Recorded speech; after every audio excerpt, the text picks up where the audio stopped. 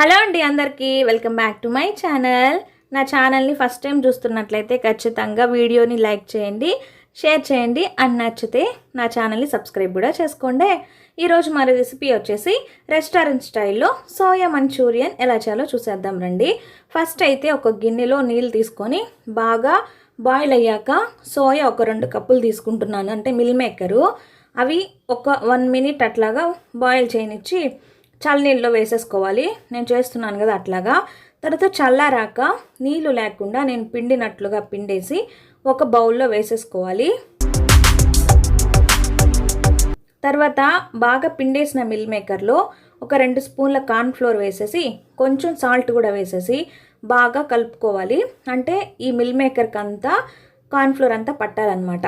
తర్వాత ఒక ప్యాన్లో డీప్ ఫ్రైకి సరిపడా ఆయిల్ వేసుకొని ఈ మిల్ మేకర్ని అంతా బాగా డీప్ ఫ్రై చేసేసి పక్కన తీసి పెట్టేసుకోవాలి.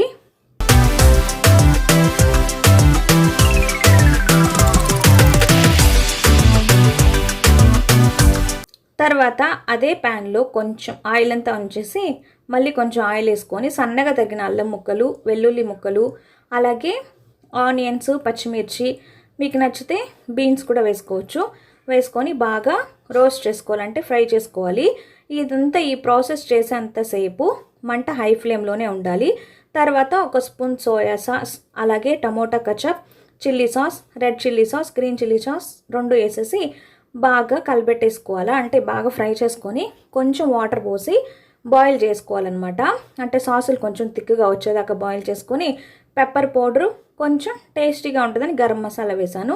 అలాగే వెనిగర్ ఒక స్పూన్ వేసేసి బాగా కలిపేసుకొని మనం ఫ్రై చేసుకున్నాం కదా మిల్ మేకర్, అదైతే అందులో వేసేసి ఒక 2 నిమిషాలు బాగా హై ఫ్లేమ్లోనే కలుపుకొని కొత్తిమీర జల్లేసుకోవాలి. స్ప్రింగ్ ఆనియన్స్ ఉంటే అవి కూడా వేసుకోవచ్చు, అవి లేవు కాబట్టి నేను కొత్తిమీర వేసేసుకున్నాను. అంతేనండి, మన restaurant style soya Manchurian ready అయిపోతుంది. టేస్ట్ అయితే సూపర్గా ఉంటుంది, ఖచ్చితంగా ట్రై చేయండి. అందరూ గుటకలు వేసుకుంటూ తినేస్తారు. అలాగే ఈ వీడియో నచ్చితే లైక్ చేయడం మాత్రం మర్చిపోకండి. అట్లాగే మన ఛానల్ కూడా సపోర్ట్ చేయండి అబ్బా ప్లీజ్. ఉంటాను, బాయ్.